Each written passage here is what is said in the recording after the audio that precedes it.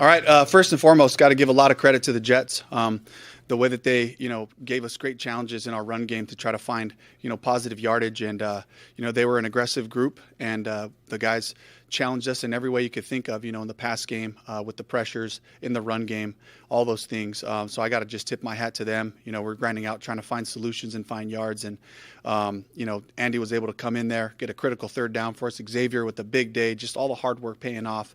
And then, of course, just can't say enough about the defense coming away with, 6 sacks, a couple of interceptions there, and just really playing excellent football all the way through the game. Okay, update on the condition of Bryce. Yeah, Bryce, we're evaluating him for the right ankle.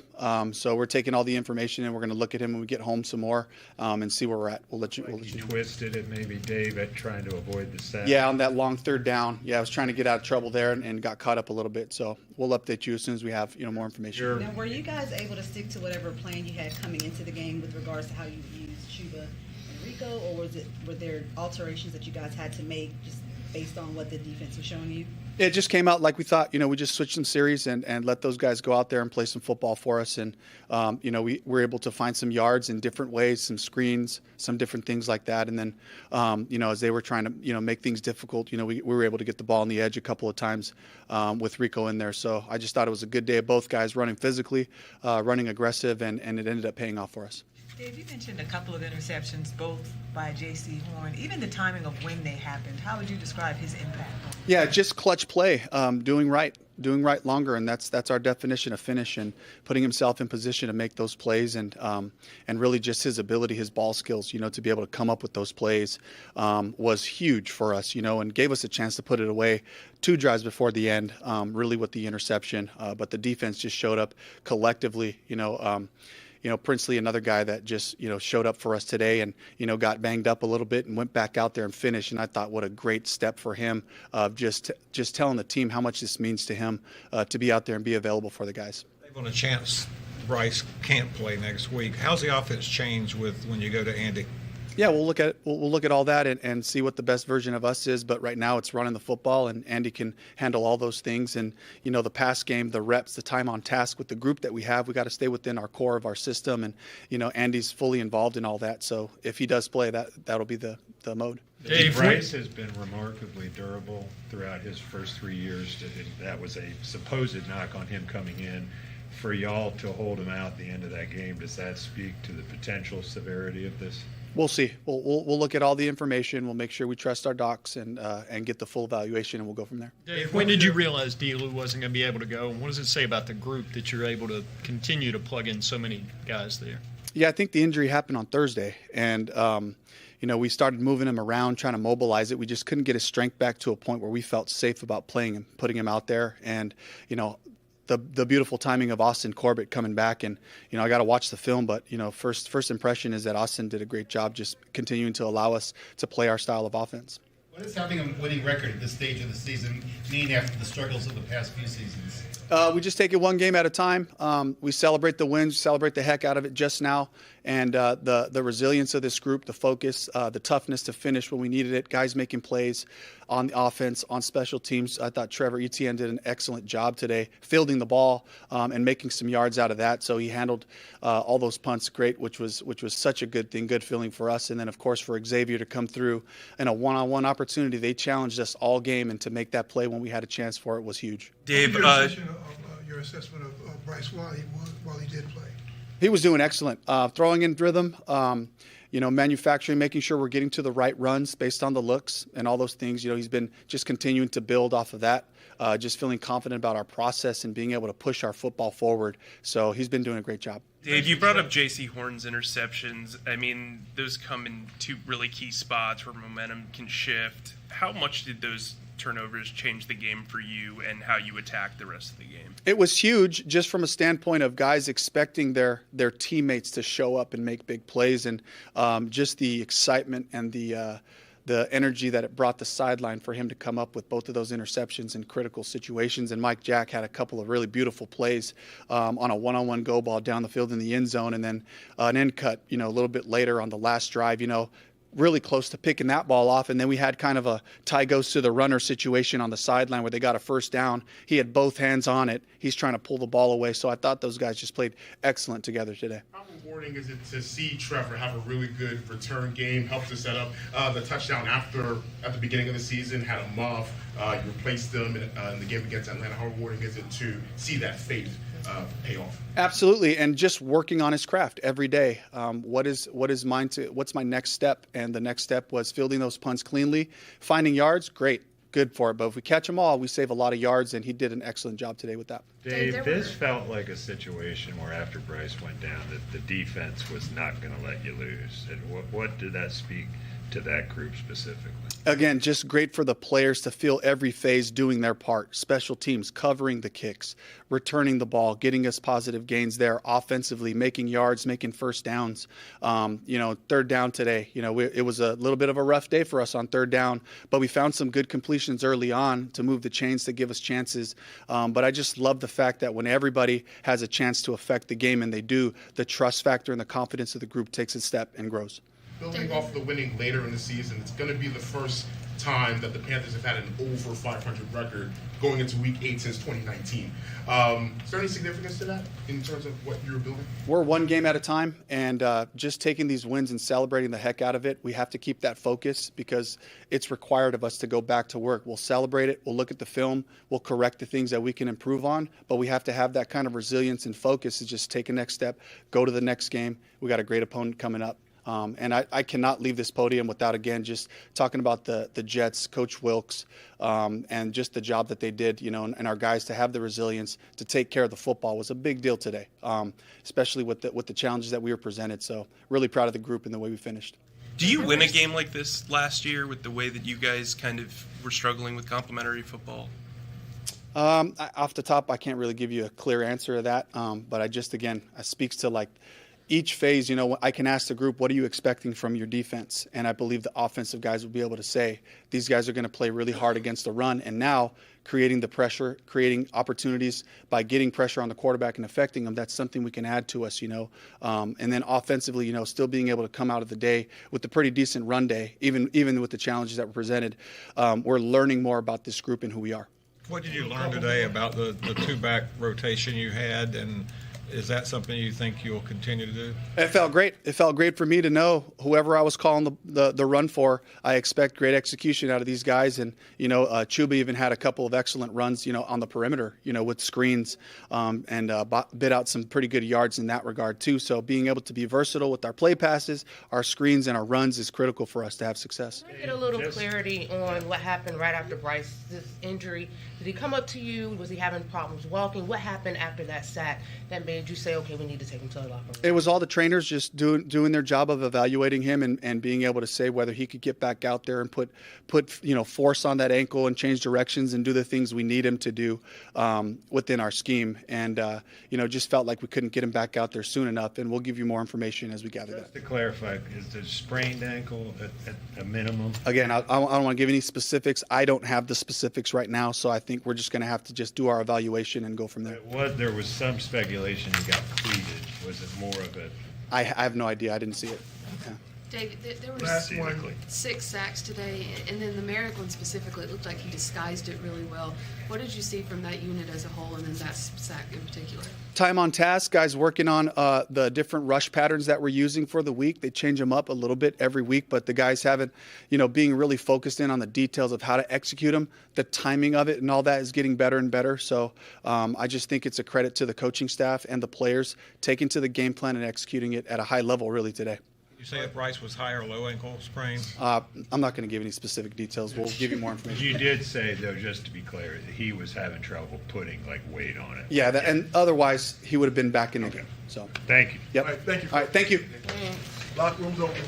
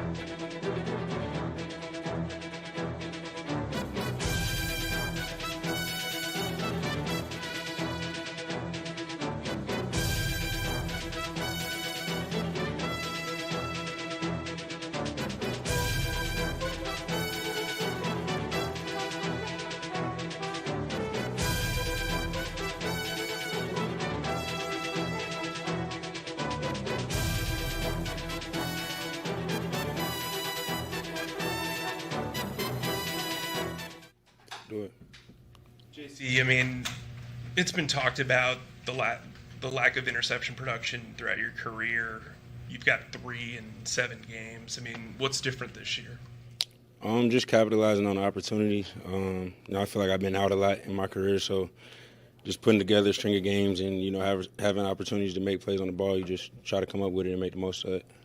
The one-handed snags, is that just a little bit of extra sauce, or just the position you happen to be in? A little bit of both. I practice them in practice. Y'all see like indie drill and stuff like that. I catch a lot with one hand, but yeah, it just happened to happen like that. What did you see on that first interception? Huh? What did you see on that first interception? Really just a ball. I was playing low on it because I knew we was in quarters, and I had the safety coming over, so I was playing low on it. So I knew it wasn't much grass behind me. So when they was yelling ball, I just looked up and just played the ball. What is the feeling for you when not only you're getting picks, you see Mike Jack making plays, 6 sacks collectively? What is the impact of what you saw from this defense? Just us staying together as a defense. We knew coming into the game, they had a good defense, and we were going to have to outplay them. That's one thing Coach E said all throughout the week. Like, we're going to have to create takeaways and outplay their defense. And that's what we did today on every position group. Defensive line dominated, stopping the run, and getting back there, pressuring the quarterback. And I think we missed probably like 3 or 4 sacks too.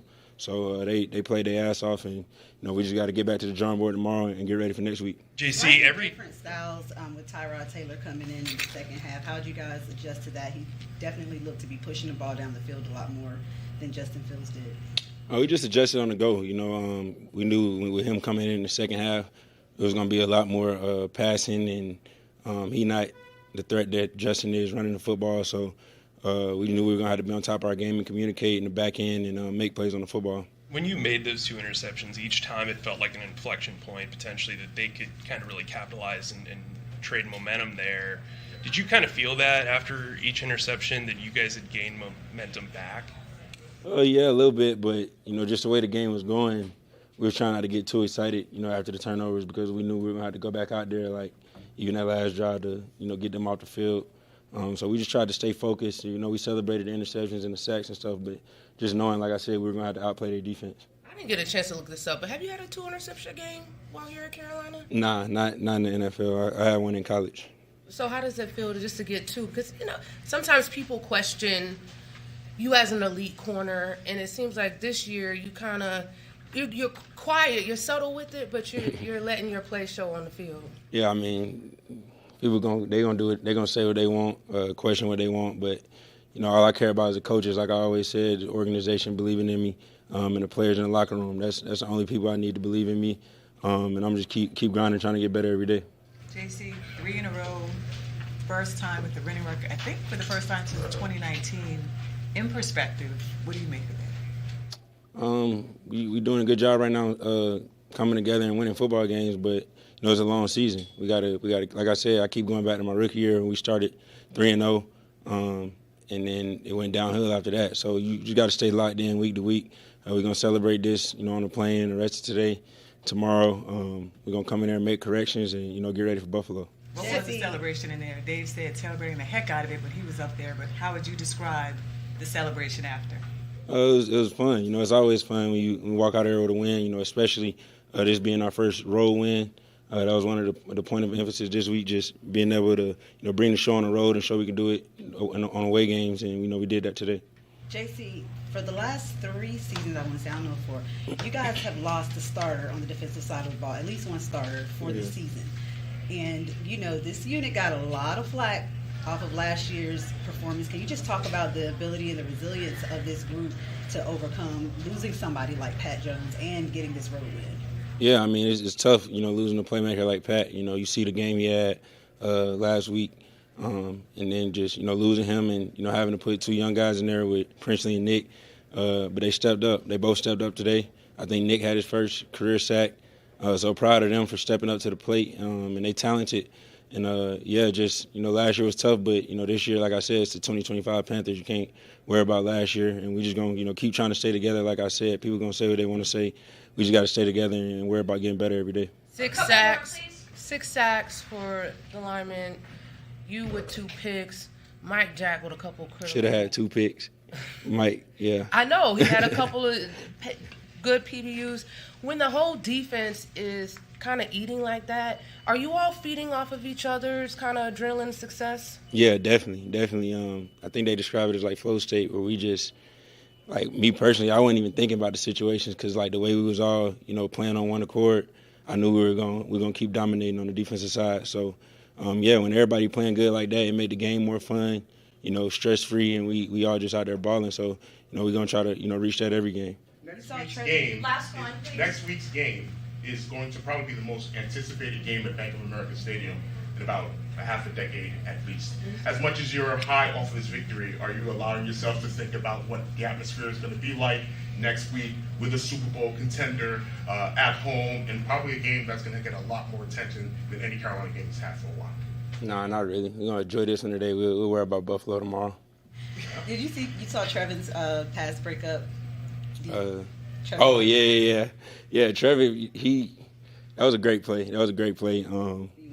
Yeah, I think he ran 4-4. And it was one of the plays in the game. He was matched up on the receiver, and he was looking at me like, "You on the switch?" Because I was on the running back. I'm like, "Bro, just stay on him. You 4-4. You probably faster than him." So, Trevin, a hell of a player. Just to see the growth he made the last couple of weeks, just staying with it. When everybody was tough on him early on, I'm super proud of him, and I think he's just gonna keep getting better. Thanks, Jesse. Thank you. Thank you. Garrett Brown's going to be available at his locker room.